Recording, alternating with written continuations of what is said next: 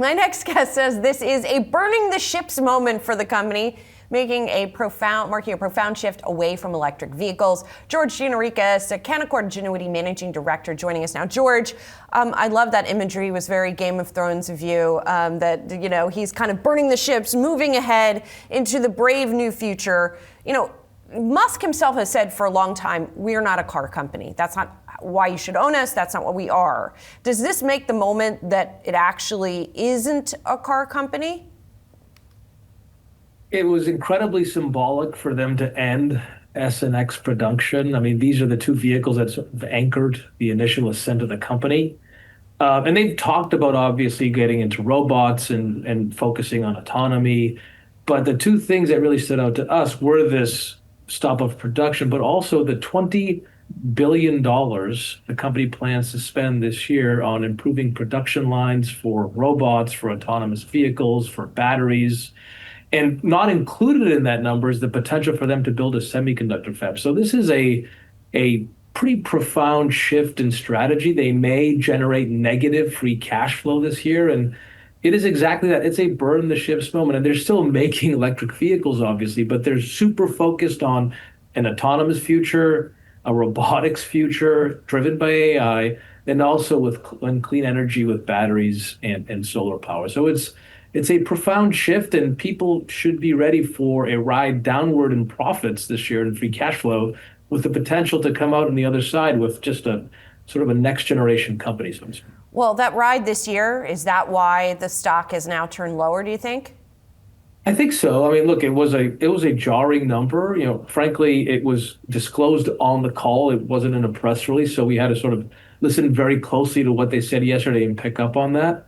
And for people to sort of think about how to model this company, 2, 3, 4, 5 years from now, it takes a lot more, just guesswork, just because you have to think about, okay, how many robots can they sell in 2029, 2030? How many vehicles will they actually sell? Because if you think about what happens to the overall car park or just overall vehicle sales, if autonomy does really proliferate, overall vehicle sales across the world should actually see pressure, right? Because if we don't need as many vehicles to move around, it will just become more efficient. We'll all be able to put our vehicles into this Tesla network, so to speak, and have them move, be used 4 to 5 times more than they have been traditionally. So this is a really profound shift, and not just for Tesla, but for the world if they're successful. George, I've always said that Tesla is a faith-based stock, right? It's not about like what's really happening. It's what you believe the company is capable of doing. And a lot of the time, those faith-based investors, their faith is rewarded. You're an equity analyst. You gotta, as you said, you gotta model it. You can't just sort of believe. How do you close that gap? And do you think that people's faith is going to be rewarded?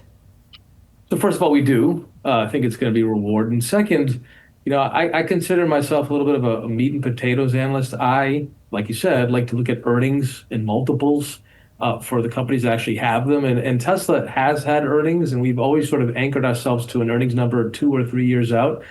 And we did our best, to try to understand exactly what the earnings power for the firm is. And granted, there is a high degree of risk here, just because we don't know exactly what the trajectories for autonomy and robotics will be. But we get to around $11 in earnings, non-GAAP earnings in 2028. And you have to assume that they grow vehicle sales and they sell a lot of cyber cabs, and they continue to sell the Model 3 and Model Y, and then they build a robotaxi business, and they start to build these and sell these robots. And that's what you need to get to that $11 number, which is in our model. And so if you put a pretty healthy multiple on that, you get to our price target. And so that's what people have to believe, that they will be successful in autonomy, that they will actually start selling these robots, that they will start to make them. And one really important point here is that the company is extremely vertically integrated, right? So they've always had this mantra of vertical integration, but they're taking that to, in our opinion, to the next level. I mean, they are mining and refining lithium, for example, and they will start potentially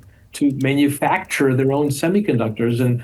And this is important specifically because, he sort of alluded to this on yesterday's call, Mr. Musk did, that he sees geopolitical risk being an increasing factor to put into their business planning. So he doesn't want to rely on Taiwan Semi, in our opinion, for example, to get his chip supply. So this is extreme vertical integration. like really interesting growth from robotics and autonomy. But you have to your point, take a leap of faith here. Well, and so as you try to sort of close that gap between faith and reality, do you think the robotaxi plans are achievable at this point on the timeline that he's laid out? And probably more importantly, or more audaciously, perhaps the Optimus goals?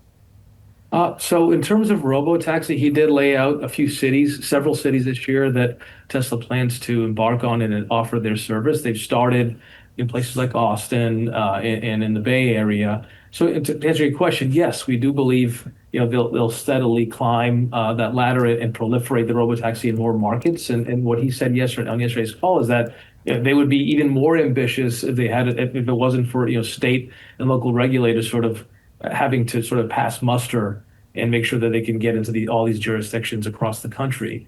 On Optimus, yes, it does take a leap of faith to believe that the world will start to increasingly deploy humanoid robots in factories and maybe even at home. And Tesla, by the way, is not the only company that believes in that kind of future. There at CES this year, there were a number of U.S. companies and even more Chinese companies that are betting on a future that's dominated by humanoid robotics. Remember, Elon Musk thinks that every person in the world will have one or maybe two humanoid robots before we're all said and done.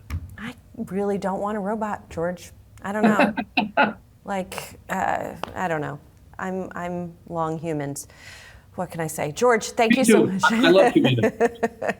I hope everybody will still love humans in the end. I really appreciate it. Thank you, George. For Tesla, it's big capex. Yeah, I mean, it went from 8 billion in 2024 to, they say, over 20 for 2025. I mean, that's like, peanuts compared to Meta and Microsoft. But yeah, that's still a lot of money because it's part of their transformation. And I think that's sort of my big takeaway, among a few is Tesla no longer a car company, right? They're spending all this money because they're saying that they're, quote, a transportation services company, right? What does that mean? I mean, they got rid of the Model S now. That vehicle changed the game for EVs, and they're getting rid of the Model X, which was one of their most audacious cars with the falcon wing doors in the back, right? So why they're doing this? Because they want to focus on FSD and robots, okay? And then so looking at FSD, Tesla revealed finally that they have 1.1 million paying FSD subscribers. They're going all in on growth there because they want as many vehicles as possible to have FSD because maybe they might actually join a Tesla robotaxi network. Now, Musk said last night that he said there's around 500 robotaxis circling around Austin and the SF Bay Area. We can't actually independently verify that, but that's what he said. Removing that safety driver, that's sort of with the Austin and the SF Bay robotaxi network.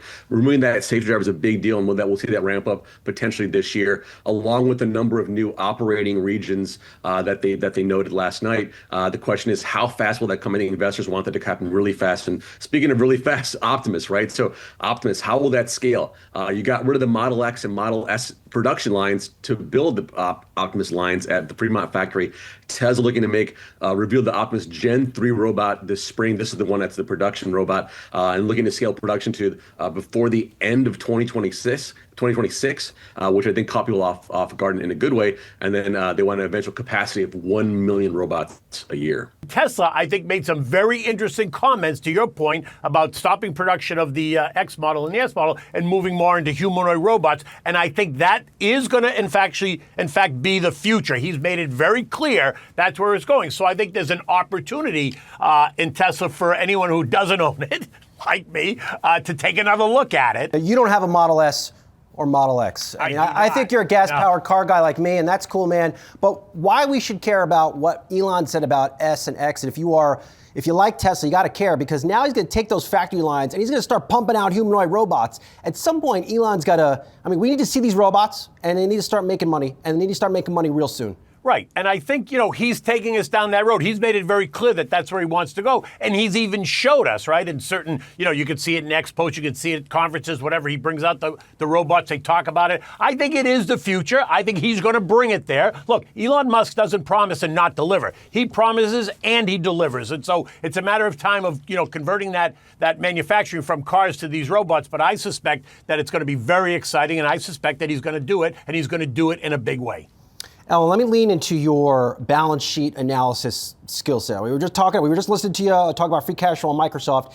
when Elon Musk hops on an earnings call and drops this mini bomb on everyone saying we want to build terafabs, essentially a big giant building that makes computer chips to fund his various ambitions on robotaxis and humanoids, do you want to hear that from an investing standpoint? Because that is going to suck up free cash flow and that could impact the stock's valuation. So Tesla has never traded like a normal stock in terms of valuing it on free cash flow or earnings or any kind of traditional measure. So on the one hand, yes, as an investor, that bothers me because that's a very expensive proposition. On the other hand, as a stock investor, I don't know that that's actually going to end up mattering to Tesla's valuation and how the stock trades. It's like a number of other companies where the free cash flow has never really mattered to investors, at least based on the stock price. But that said, fabs are really expensive. And we don't have the infrastructure to build them here in the United States in the same way that Tesla is talking about. So, for example, I was looking at the Lam Research Quarter last night. They're a semi-cap equipment company. And they're global, right? They sell to Korea, they sell to Taiwan, they sell to the US. They're dominant in their etch and deposition subsector. They had 5% of revenues from the US, okay? 20, 30% from China, Korea, Taiwan. And so unless we see the infrastructure being built out in the US to support fab growth, right? It's not just the fabs, it's all the components, all the suppliers, all the labor. It's going to be really hard for Tesla to build a mega fab in a way that's going to be profitable, that's going to have the yields that they need, that is going to generate the long-term free cash flow. So he can build it. Maybe investors won't care about the free cash flow because historically they haven't. But I think there's also a bigger question about whether or not that can really be successful, given what we see about semiconductor capacity build-outs in the US right now. Inez, real quick, do you view Tesla as a car company? No, I mean, it's now autonomous. It is about robo-taxis, and it is about it's about their Optimus. I mean, he's made it super clear about that and how it will change. I mean, the future is autonomous. And if I were an Uber driver right now, I'd be shaking in my boots because they see the vast majority of miles being autonomous. Well,